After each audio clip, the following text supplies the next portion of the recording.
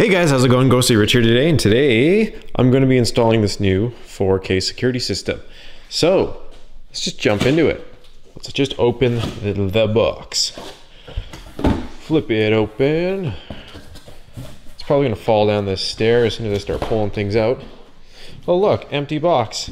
I like how they actually labeled it for 2. Imagine if one of these wasn't empty. Holy smokes. Holy smokes. All right, let's just pull these out first. So, as we can see right here, we have a 4K camera. Sweet. 4K camera. Much bigger than the other ones. When you look at these, look how small these boxes are compared to it.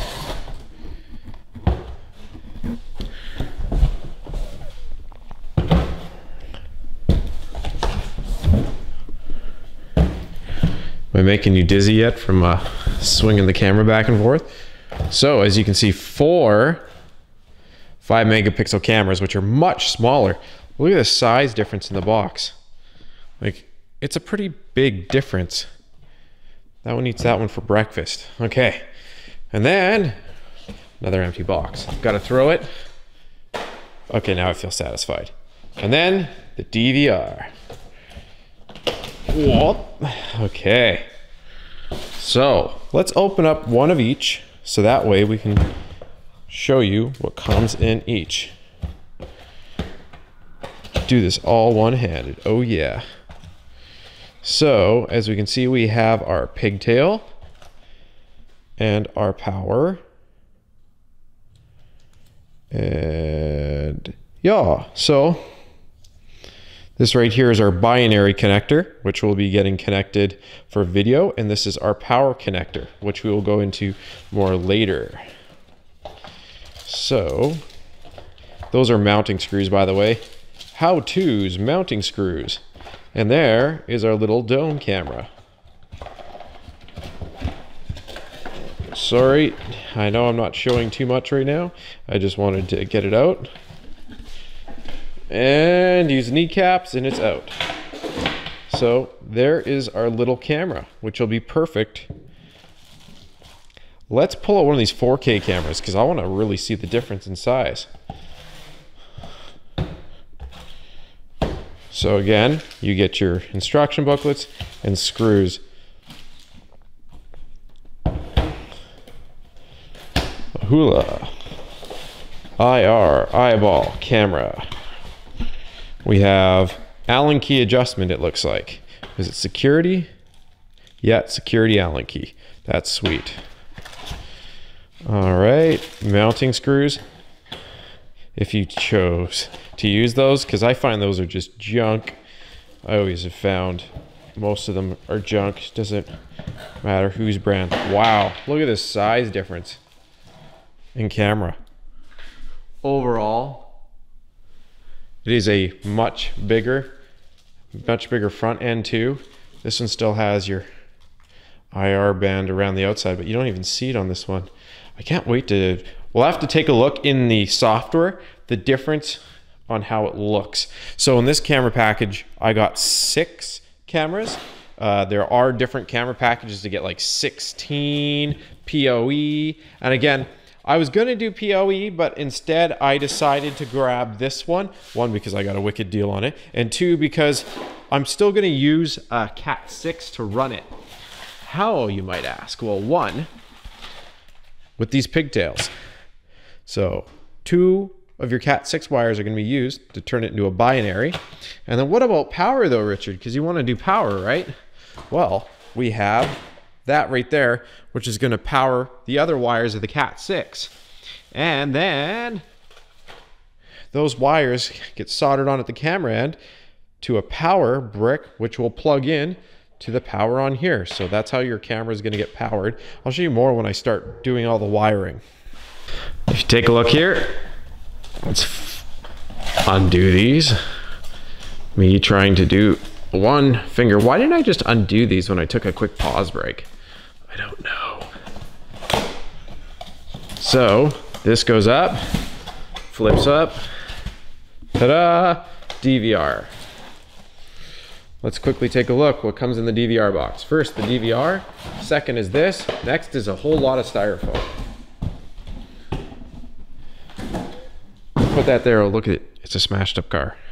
Okay. I'll show you that smashed up car through the camera lens later. So we have some quick connects to slip in case we use that. We have an internet cable to plug it into the network because we were definitely doing that. Maybe you choose not to because you do not want your cameras online. You only want them fixed at your home base so nobody can somehow get in there. A SATA cable so you could add another SATA device. And what is this? Is this an IR bug or just a mouse? Oh yes, the standard one mouse. So as you can see, we have everything we need here to get this started. So first things first, if you have your Cat 6 ends all over, it's going to be easy for you. You're just going to be splicing in the Cat 6s, and I'll show you how to do that at each camera. If you're running wire, well, running wire is easy. I'm going to show you a little bit, but I'm going to be doing it in an unfinished basement. If you have an unfinished basement, it's going to be so much easier to do this. Sorry if you hear my dog in the background. She's constantly going nuts.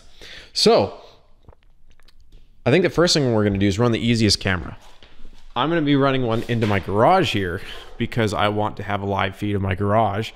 And so this is one camera I will be showing you because I don't mind someone knowing that there's a camera in my garage. There's the troublemaker. Yeah, you know I'm talking about you. So as you can see, I'm gonna have to have some bulkheads around here. So it's gonna be perfect for running my wires. So this is an outside wall. Over there is an outside wall. You got my backyard wall. And then this is the garage wall. And what's also awesome, is if I come around here, I have a big opening that goes right there to the front door, which is perfect. Gives me a straight shot. Not many times are you ever gonna have it this easy to run wiring. So you'll have to go on the outside of your house, depending on how you want to go with that. It's completely up to you. So I'm not gonna show too much, but I'm just gonna show you how to use pointers. So I actually have an internet closet that's way back there. That goes in through that hole, which is awesome, once again. So I'll be able to get to that internet closet through there. And then my goal is to run that there, run it along the bulkhead, and then right here well, over there is above my toolbox, but over here is where I wanted to put the camera originally. So it's perfect. It just goes right across to right there. Can't complain. So that's exactly what we're gonna do, is just basically put your wire across here. Now you can see there's power wires there. If you're doing this for yourself, one thing I'm going to tell you right now, don't run it along any power wires. It's fine if you cross them. Like, let's say this is a power wire. If you go across like this, that's one thing, but never go following it. If you follow it, that's how you pick up interference. Okay? Especially if you're using unshielded binary wire, like if you're not using Cat 6 or whatever else, it's going to pick up some stray signals if you're not careful, especially if it's a big power cable. For instance, like that one up there. If you ran it right next to that gray one, chances are you're going to pick up some power interference. All right, I'm going to get started on running some cable. Next part to this, plug in your DVR. If you have a computer set up somewhere, let's say you're not going to have this plugged into a monitor 24/7, like I'm not. I have a TV I can quick connect, but I'm just showing you this with one of my computer monitors because it's easiest. First thing you want to do, hook it up to a network. After you hook it up to the network, you're going to want to plug in the Ethernet, plug in the mouse, and plug in the power, plug in an HDMI. After you do that, you're going to quickly go through your settings. You're going to see it's going to give you video recording. Oh, I'm grabbing my wrong mouse. Save. It's going to want you to make a password. I'm not going to show you guys what password I make, but quickly click on this and then just put in your password that you want. The next thing it's going to ask you is if you want to do an unlock pattern. I will leave this up to you. This is a newer style feature for these DVRs. I think that's really, really neat. But if you don't want to do that, you can just press skip. After you've gone and done that, next thing you're going to want to do is go through the next page. I didn't bother showing you because it was just more of your own personal info. I would suggest putting in your email and all that other stuff. It's asking you about your user agreement. Say yes. Auto check for updates, yes, because you're going to want that. Device name, so you can name it. Device number. Language, NTC, instant play min, instant log or auto logout after 10 minutes. Navigation bar. This is all if you want to. If you think the mouse is too sensitive, you can do that and it takes longer to scroll. Crank it up and you're just driving like crazy. So you can just do that. I'm just going to leave it the way it is for now. I can change it all later. I'm definitely not in Beijing. So set all the DST and everything else up for your server. I would enable this. This is for your P2P sharing. It gives you a QR code, which I'm not going to show you because it shows a whole bunch of stuff. But yeah, I would most definitely set that up so that way you can scan the app to get your phone onto the app and be able to see your cameras. This is why we're doing this right now. So that way it's super easy. You go, you mount your camera, you plug it in, you'll be able to see it up on here and you don't have to get off the ladder. You just plug it all in, give it power, and then you can adjust your camera. If you want, you can set this up. I set mine to 4K because of the 4K cameras, all the other fun stuff. You can set your frame rate. I set this to best. You can set this to whatever you'd like. More settings. You can do audio encode and all that other stuff. That is completely up to you. Next. Next things to do is to go and download the app. So go get the app, press install, press open. After it opens, you'll be here, hit devices, and then you're going to hit add a device at the top, say scan SN. That's the easiest way. Next thing you're going to do is go over to your DVR, hit that network button, go to P2P. After you do that, scan the serial number code. After you've done that, it'll pop up asking you the password because it already have your username there, which is admin unless you've changed it, and then you'll put the password in that you've created, name the DVR, whatever you'd like, and then after you've done that, you will press OK, and then it'll search for the DVR, it'll find it. As soon as it finds it, it will say start live preview. Boom, this pops up. And then any cameras that you have, you will be able to see here. So the reason why we have it ready like this, now you're going to unplug the DVR, go plug it in where you're going to have it. I'm not going to show you where I'm putting my DVR, but what you will do is you'll go and put the DVR where you're going to have it, plug it into power, also plug it into network connection over there.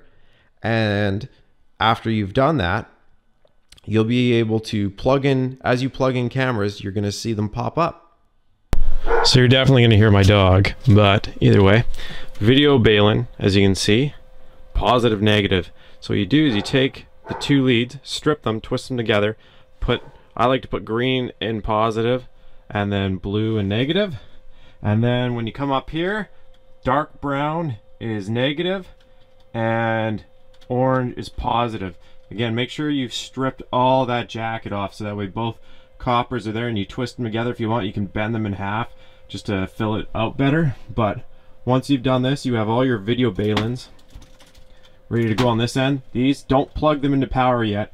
Wait until we go to each of the cameras. You're going to put the other end of these video bailins on there. So take the other ones, do the exact same, mirror it so it's the exact same, and then we're going to solder on power pigtails for the cameras, which I'll show you in the next part when we go to mount the cameras.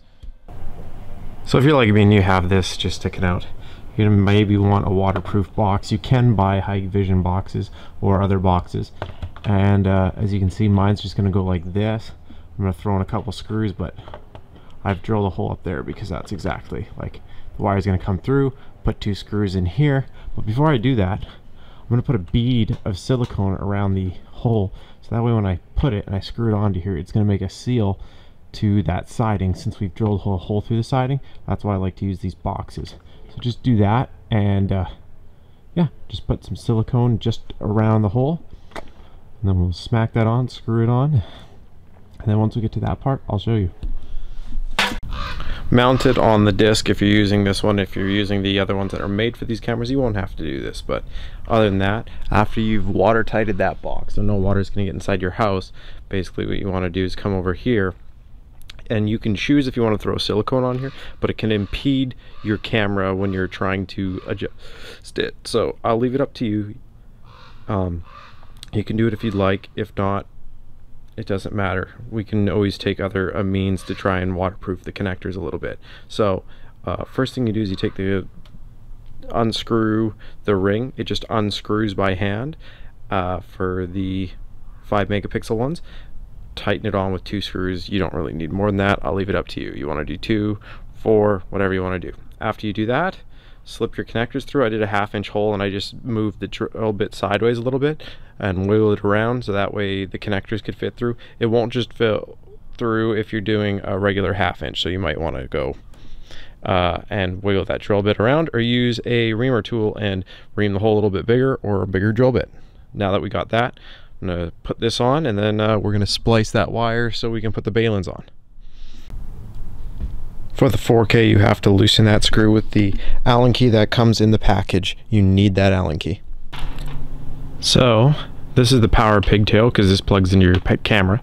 So red goes to our orange, which we did before, and then the brown is our black, and then green is our power, so make sure it goes to plus, and then blue was our negative. So now that we have that all set up, now we can curl it up, tuck it in the box, and then we can assemble our camera up on there.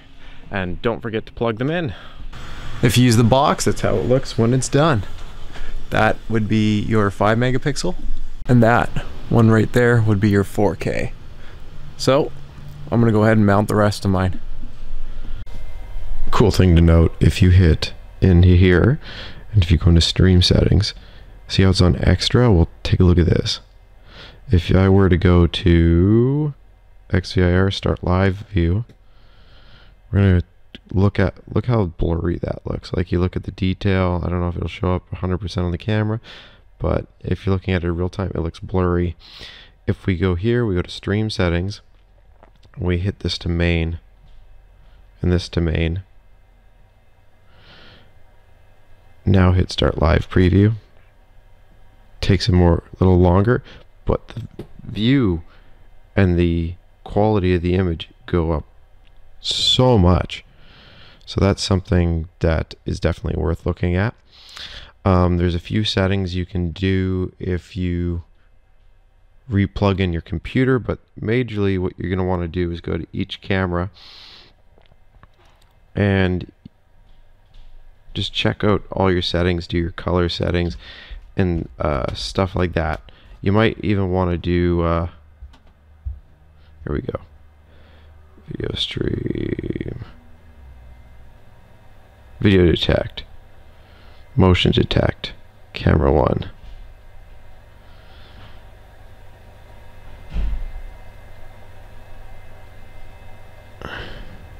Advanced configuration. You can go through here and do a whole bunch of settings there. Last but not least, let's show you how to do color changing. So for this one, I actually am going to boost this up to main because I want to see good color. Start live preview. This camera probably isn't going to load, but as you can see here, it looks really nice, right? Well, let's do some color settings. So you can do your white balance.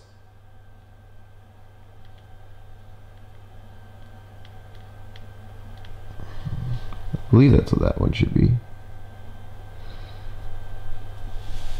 Oh, I haven't even clicked on white balance there yet. Let's see here. It's a little bit crazier to do it through here. Tell you the truth, it's easier to do it through the DVR. Check this out. So if we do it through the DVR, all we do is, well, and then we would go to camera, and then look at this. You just set all your color settings and stuff through here. So we'll go through here, and you can set let's say your brightness, super dark, super bright, find your happy medium. Don't be afraid to come in here and play with this. You can always hit default and it puts it back to its default settings. But I really do think it's worth coming in here and playing with these, just so you can get it right where you want it to. But yeah, that's basically going to conclude the tutorial on how to hook it up and set it up. That's all you really need to know. Anyways, I hope you enjoyed this video. Press like if it helped you out and subscribe for more.